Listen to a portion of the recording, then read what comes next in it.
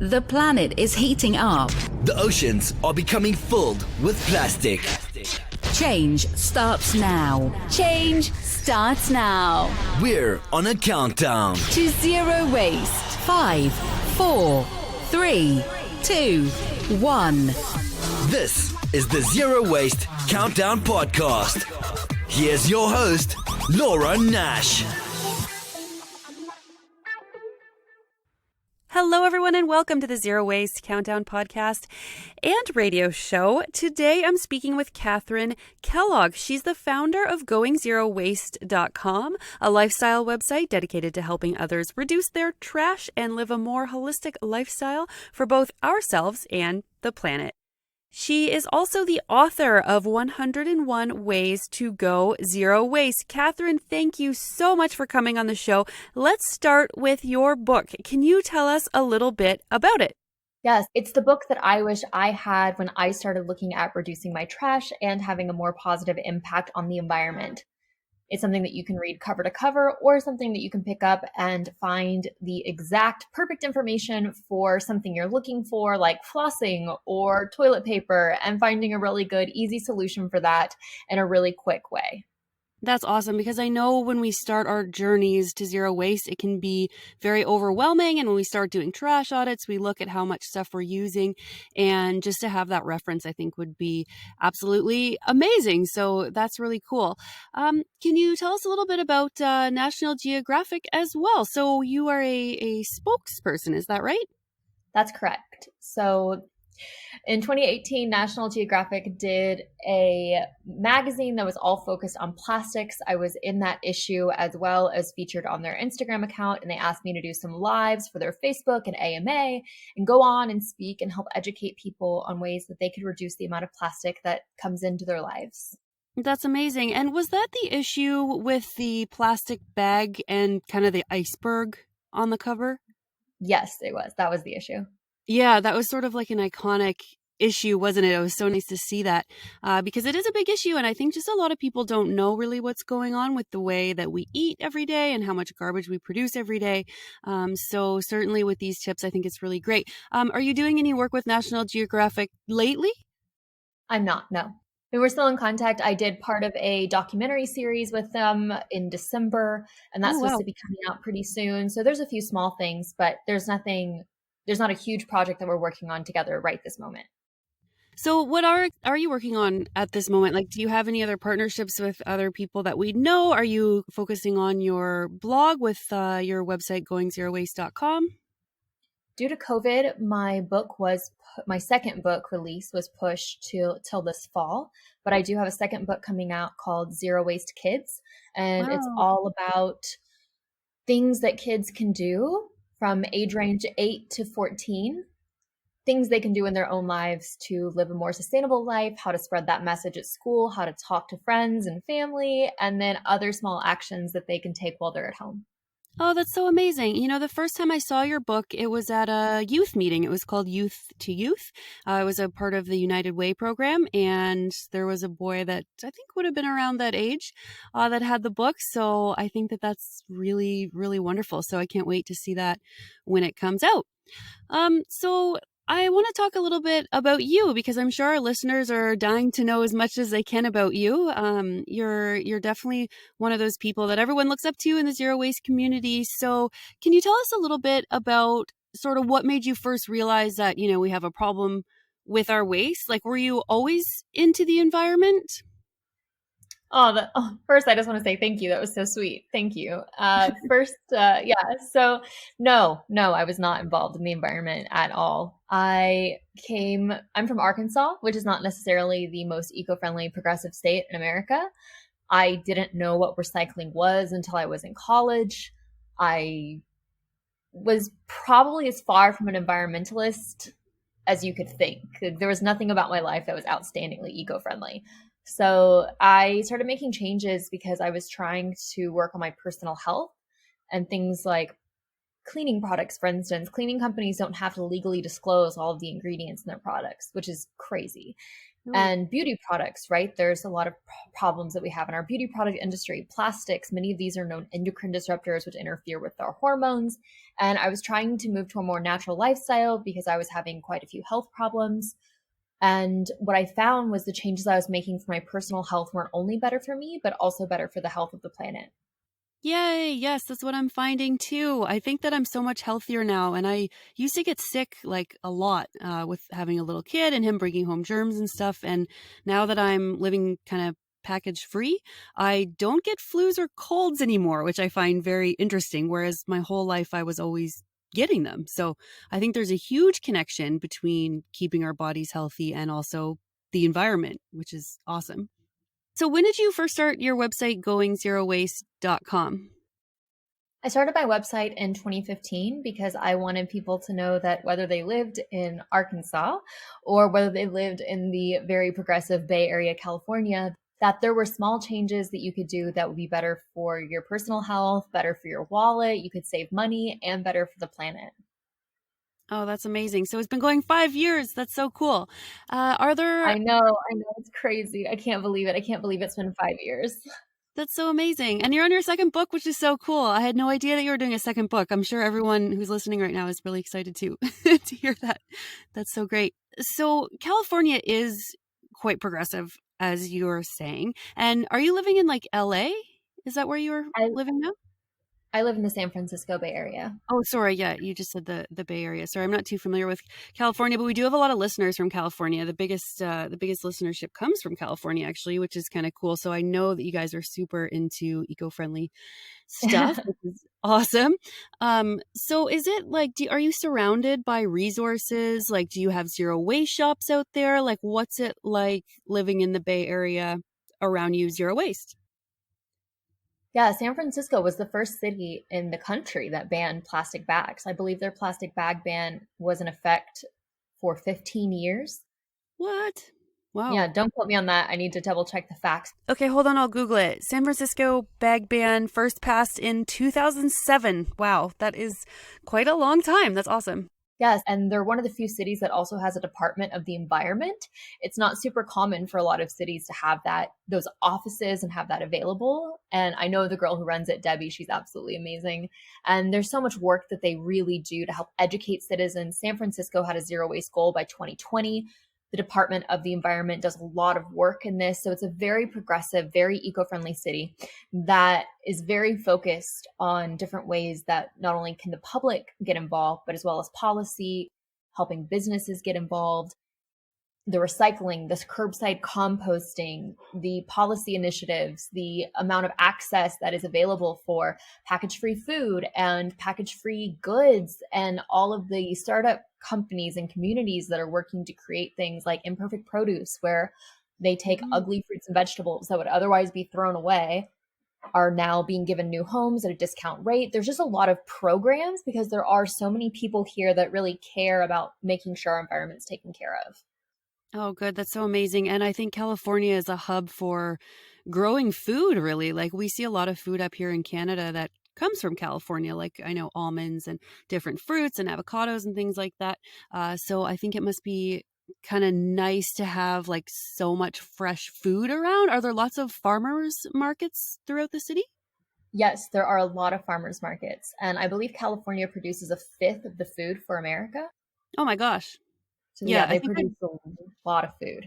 Yeah, I think I'd read something like that too. Like, and yeah, you guys are pretty awesome for that, which is cool. And so I guess everyone's probably super friendly with you bringing cloth bags and containers and that stuff. Like you probably don't get very much resistance to that. Well, we didn't until COVID happened. So for a while that was going really well. And then once COVID hit, even we have a temporary stay on reusable bags. So you can't bring your reusable bags to the store anymore. You're not allowed to use your cloth bags. So that's kind of a bummer, of course, but I understand why it's happening. And I just hope that we will quickly be able to go back to using our cloth bags and be able to reduce the amount of packaging that many of us are bringing into our lives. But for me, I personally find it to be a positive because it's really showing me how dependent I was on my consumer choices and my access, right? So Mm-hmm. by having more of my consumer choices tied and having more of my options limited, it's making me examine things on an even larger scale and wanting to push businesses and manufacturers and producers even more to take responsibility over the products they put out into the world. Oh, yeah, absolutely. Um, so I wanted to talk a little bit more on some of the things that I saw on your blog. So you wrote an article recently about your husband, which is kind of cool. So is he kind of getting into this as well, like into the zero waste movement? Oh yeah, he probably went zero waste about like fully about a year to 2 years after I did. So yeah, he's really on board. Oh, that's great. But you were doing it like a little bit before him, right? So that there was no like weirdness or anything. Because I've heard from a couple of my listeners before that, they're the only ones that are doing it in the household, and they don't know how to approach their partners and kind of this sort of thing. So, do you have any advice maybe for people who are trying to get other family members on board, but like, of course, you don't want to be like pushy or anything like that? Yes. So when I decided to go zero waste, Justin wasn't super gung ho about it.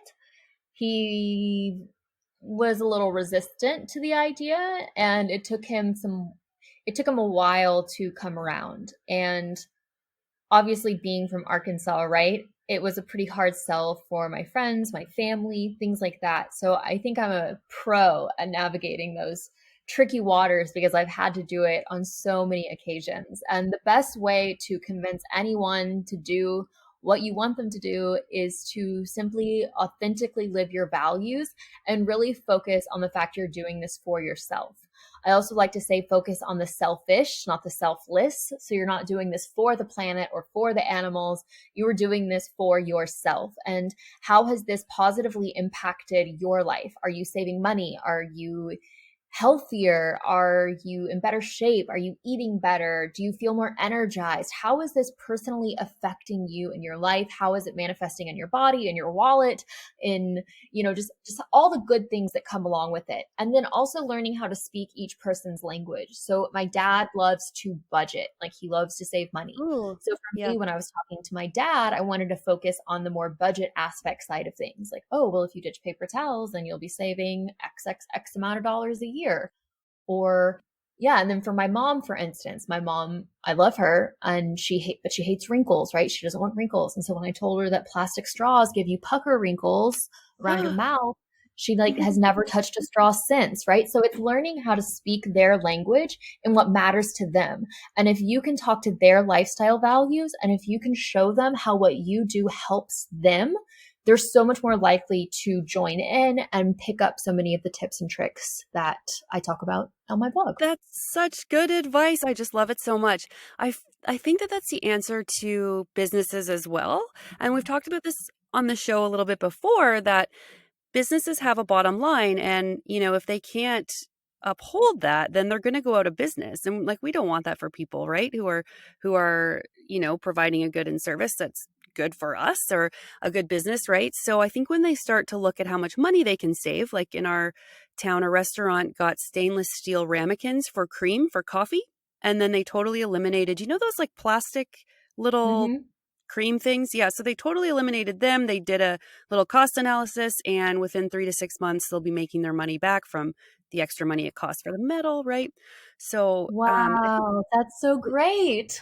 yeah, I just love it so much when you can kind of put it in those terms, because the environment is wonderful. But I think we're all different. Like, people are different. We have different things that we care about. And sometimes if we can just put it into a different perspective, then it can be beneficial as well. And I had no idea that you get pucker lips wrinkles from straws.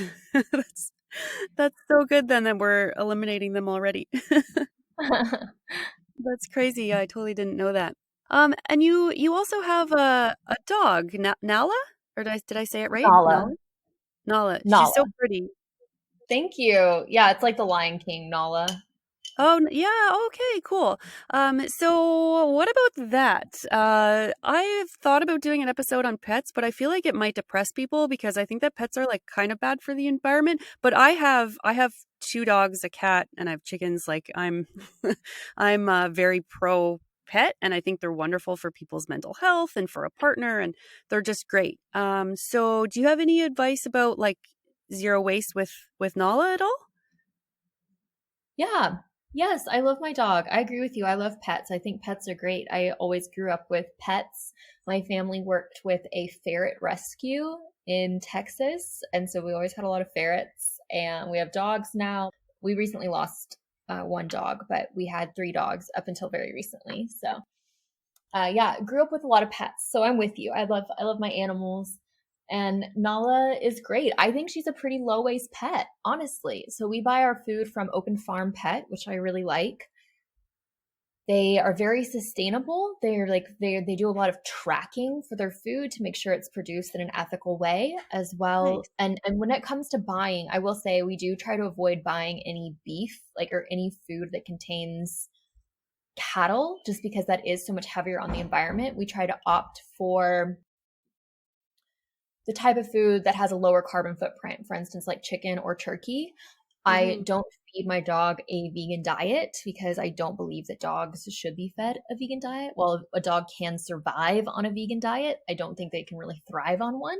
So if that's like a really huge issue for you, my recommendation would be to get a pet that can really do well on a vegan diet, like a rabbit or something like that, that only eats Ooh, plants. yeah. But Open Farm Pet is partnered with TerraCycle, so they take back all of their packaging. So to make sure it's used responsibly and recycled. And that's something I love, the fact that they're taking extended producer responsibility over the products they put into the world. So I think that is wonderful.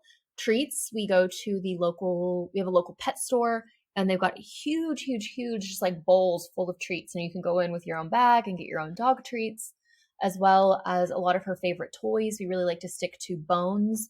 And one of her favorites is this like dehydrated sweet potato that's on a rope. And she loves that. We buy one, it lasted a few months. So we don't buy any of the stuffed toys because honestly, she'll just destroy them. So for anyone listening, we have a husky, like a 50-pound husky. So she'll destroy any stuffed toy in about 3 minutes. So we don't buy any of those for her because they do not last. Hmm. Oh, you can probably hear her caller Oh, in is the that her? background. Hi, Yes, Nala. she she heard her name. Oh, this is so Whoops. cute. So, and then I will say, like, the one downside, right, of course, is dog poop. So in our backyard at our old place, we had a small compost pile where we would just compost her poop in the backyard. But obviously, when we're out, we pick it up and we throw it away because you really shouldn't be composting dog poop with your compost if it's going to be used for growing vegetables or things that you consume. Hmm. Yeah, that's I think the bags are tough for people and like where to put them. So we had one city say you could put them in the compost bins. Like we have curbside pickup in Ottawa, and I'm not sure how that works because I think the plastic would get into the compost, right? Like it's not going to go away from there. So, yeah, it's weird. We just have like woods around our yard, so I can just use a shovel and like put it off to the side. And then my dogs kind of got the idea that that's where they should go because that's where their business is. So they just kind of go out there anyway. But a lot of people don't have a woods around their yard, obviously. So I always kind of like hope that everyone's doing okay with their zero waste journey if they have pets. And I never thought about that. If you wanted to get a vegan pet, bunnies would be cool. I've had a bunny before. They're kind of nice to have, I guess. So that's very cool. I will say they make compostable dog poo bags, so maybe that's what they're thinking of. And it's good to know that your municipality accepts it because most don't. I will say there's this one really, really cool dog park in the UK where they actually power the lights of the dog park with dog poop, which I think is amazing. Yeah, it's really cool. How on earth do they do that? Like they have a little facility like beside the dog park, or they just or maybe they take it to a compost facility and then they just know that much waste is producing enough for the lights, I guess. I believe it's all done there. So when the dog poops, they have special paper bags that you use to pick the poop up and you drop it in a receptacle and it captures the methane and uses it to power the lights. Oh my goodness, that's amazing. You know what? The future is so cool. Like There's so much opportunity for us to just have this amazing future where like technology comes and kind of jives with like this old school stuff that we have of like growing food and doing everything, nicely and good for the environment. Like I think we can do this. It's just we've got a lot of work to do, it seems. But I love that idea. Do you have any other things that you've noticed like with tech in your life that have helped you at all? Or is everything kind of more like organic options for you? Do you know what I mean? Totally. Yeah. So I think it's a mix. I think it's a mix for sure. Off the top of my head, I can't really think of a ton of ways that technology has helped me at this moment in time, but I'm with you on all of the different things that will happen in the future and how we can utilize technology to really advance sustainability and make it really convenient for people. I guess like one of the first things that comes to mind is one of the apps I use, which is called Forest. And have you used it? Do you know about it? No. It basically locks your phone for productivity. So you're not allowed to get on your phone for Oh. X amount of hours that you set. And if you are successful, you plant trees. And it's this app that plants digital trees, but then you can cash them in for real trees in real life, which is really cool. Oh my goodness, that's amazing. Oh, I love that so much. Yeah, that's really cool. Toronto has this app, it's called Feedback, and you can see in real time where people have food, like restaurants have food that they need to get rid of. So let's say a sushi restaurant bought too much salmon and they need to get rid of it now or they're going to have to throw it in the trash. So they can just instantly reduce it 50% off and put it up on this app. So if you're walking around Toronto, you can pull up the app and see that that restaurant is like 500 meters from you, and then you can see that they have super cheap salmon there and just like go grab it, right? So it like helps the restaurant, it helps provide food waste, it helps the people who run the app. I think they donate other meals to charity when you buy a meal, and then it helps people save money too, right? That's probably one of the coolest tech things I've seen, especially with That's food amazing. waste. Yeah, it's I pretty love cool. that so much. So yeah, I guess I just wanted to ask you about COVID, but I guess we kind of already talked about that because it is like quite a bummer. My recycling bins are full now, so I used to put my recycling bins out like every few months, maybe every 6 weeks or something, and now I'm putting them out every other week, which is sad because there's some packaging. Do you have any like maybe advice for people who are kind of like struggling right now, who had to kind of turn back their zero waste lifestyle because of COVID? Well, I think it just goes back to the point that we need to make sure we're asking for more extended producer responsibility, right? And Hmm. one of my best tips is if you are in the States, there's currently a bill in our Senate called the Break Free from Plastic Act. And I would love, love, love to have you support it.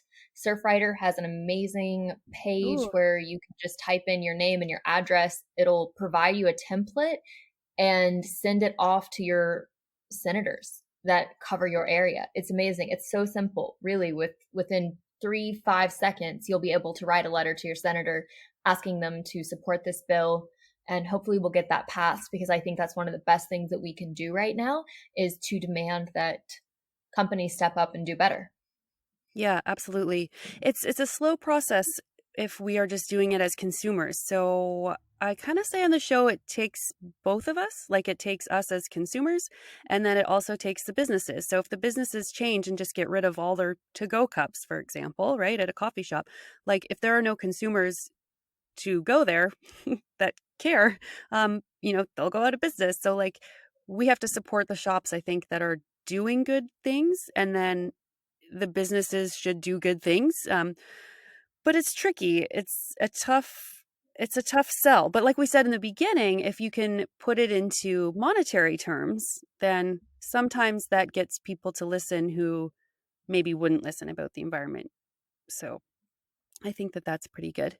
Um, what about if people are listening and they've been doing zero waste for a long time and they're doing really well at it and they kind of want to take the next step to maybe give a presentation or like kind of be an advocate in their community or like, maybe give a presentation at a school or something. You've been doing this for a long time and you have like amazing skills at speaking and making videos and, really getting the word out there. So do you have any advice for people kind of expert level zero waste who are looking to take that next step to help others? Yeah, so I mean, I think one of the best things you can also do is run for local government. So I was Oh, appointed as an advisor to the city council. I had a 3-year term. I served on the beautification wow. commission. Well, Yeah, and it was a lot. congratulations. That's amazing. Thank you. Yeah, I worked on some legislation with that, tried to make my city more green. I highly recommend that practice. Getting to know your city council members, talking to them, telling them what's important to you, knowing your city clerk, knowing how to file a petition, getting in Hmm. touch with your community organizers. Many times there are spots in towns that are kind of community hubs, right? Like the library, or maybe you have a local charitable organization like Seroptimist, the Rotary Club, getting in touch with those people, talking to them about the different things that interest you and how you'd like to share that with their communities. I'm sure if you're willing to give a free talk, help educate the community, they would be more than happy to hear from you and to help you organize this event.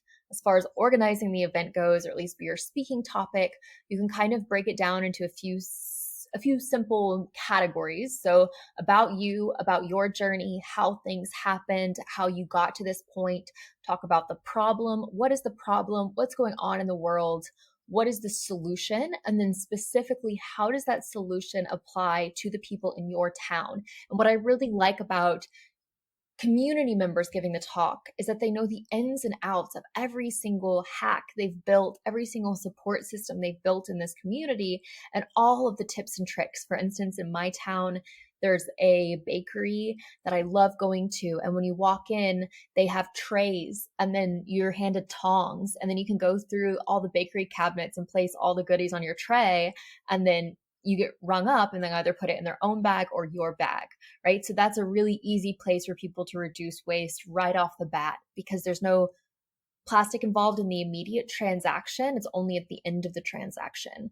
I know where Oh, all the grocery stores are. I know where everything oh, my favorite spot is a tortilleria, or they make freshly made tortillas every day. nice. And you can go and get 20 tortillas in your own bag for $2. It's Nice. insane. And I have done so much of that legwork, right? I have walked around, I have found those places, I've discovered all of these gyms around town. So not only am I able to encourage other community members to support our local businesses, I'm also able to save them the work of having to do it for themselves. I'm able to immediately tell them where to go, what to get, how to buy it, and they don't even have to think about it. And in fact, you might even want to organize a field trip part of that, where maybe you go to one of those local businesses or have some of those local businesses come in and chat and tell people what they offer and how they can reduce packaging and be more sustainable in their lives. Oh, I love it so much. That's so amazing. I can actually imagine, that working in any city really, because sometimes we have resources in cities and sometimes we don't. And sometimes they're hard to find, like you said. And I think a lot of listeners will agree it takes a little while to get your routine down. But my routine is like I go to 6 different places. Like I have little stopovers, right? Like farmers markets when they're open, the butcher, because I have to get food for my dog. And then I have to go to the bulk barn and I go to a different place for like glass bottles and different things. So there's like a little trail through my city that I do. And that would just be a wonderful idea. So yeah, if you're listening and you're ready to go to the next level, I think that would be so amazing. I just love that advice. That's awesome. What's next for you? You're doing the book, the book for kids. Sorry, what is the book called again so we can watch for it? Zero waste kids. Zero Waste Kids. Awesome. I'm so excited for that. That's going to be so wonderful to see. And are you working on anything else at all that's coming up? I'm sure you're like busy with the book. Yes. So right now, I just signed on to be the Chief Sustainability Officer at the One Movement. So my next big project is working with them as they are launching their new website and their new platform and their new products. So I'm really excited to be working with them to make sure that everything is done in a really sustainable way that focuses on giving back and building a better business. Wow. What kind of products are they selling?